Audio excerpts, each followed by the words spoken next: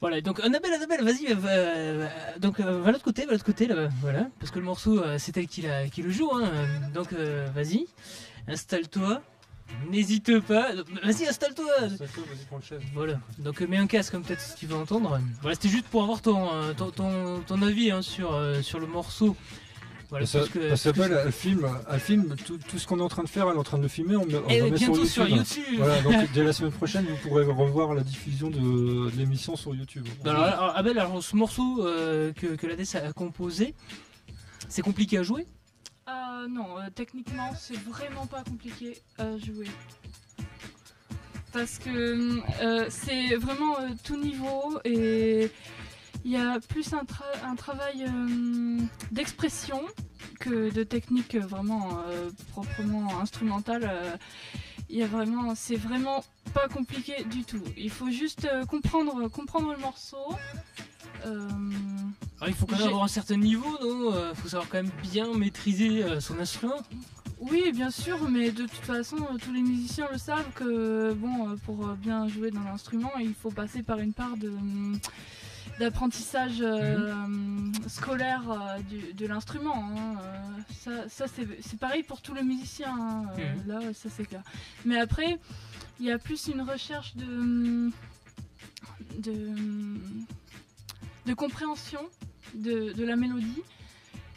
Savoir ce que ça veut dire déjà, hein, s'imprégner de l'atmosphère, de l'énergie du morceau et savoir la restituer dans l'instrument pour donner un beau rendu, quoi. Et comment tu différencies toi alors un morceau de musique traditionnelle que tu joues aussi et ce morceau qui a été écrit alors peut-être voilà, dans un esprit plus contemporain par l'ADES? Eh bien, tu as bien résumé parce que comme tu disais tout à l'heure, les morceaux traditionnels sont dans un esprit plus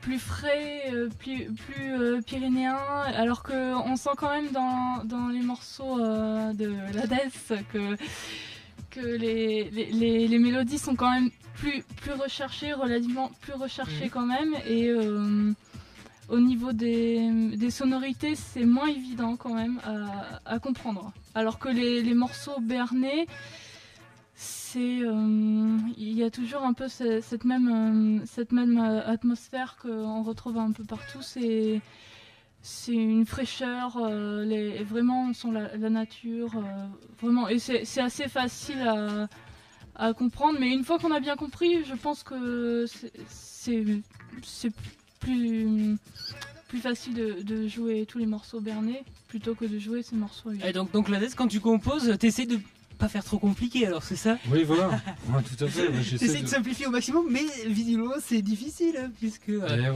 chasser le naturel, il revient au galop, hein, c'est ça? Je crois que c'est ça. Oui, et puis c'est vrai, je suis vachement influencé par l'expressionnisme, donc pour moi ça me semble naturel, mais c'est pas toujours évident. Même Abel qui a baigné dans ça depuis toute petite, elle a aussi encore peut-être un peu de mal, non, c'est ça, vraiment, à capter ce qu'il veut dire, ce que l'ADES veut dire dans sa musique ou, Oui, bien sûr, j'ai pas du tout le même niveau, hein, mais... Je regarde, 20 ans d'expérience quand même, hein. Voire même plus. Hein. Mais ce qu'il y a de plus dur dans la musique, c'est de faire simple, ça c'est clair.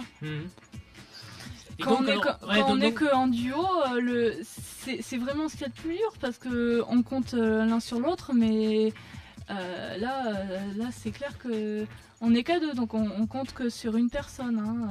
On compte pas sur 30 autres musiciens dans un orchestre ou comme ça. Là, il y a quelqu'un qui fait une faute, là on entend, il y a quelqu'un qui a mal compris, ça s'entend. Là, c'est clair qu'il faut savoir gérer le coup. Et malheureusement, dans le duo, comme l'ADES, c'est une machine, il se trompe jamais, lui. Donc forcément, ça retombe sur toi. Hein, ouais, voilà, c'est moi qui fais la mélodie, donc si je me trompe, ça s'entend, c'est sûr. Ça, c'est clair. Et donc, alors, avec cette méthode que tu as mis en place, l'ADES, c'est vraiment simplifié au maximum.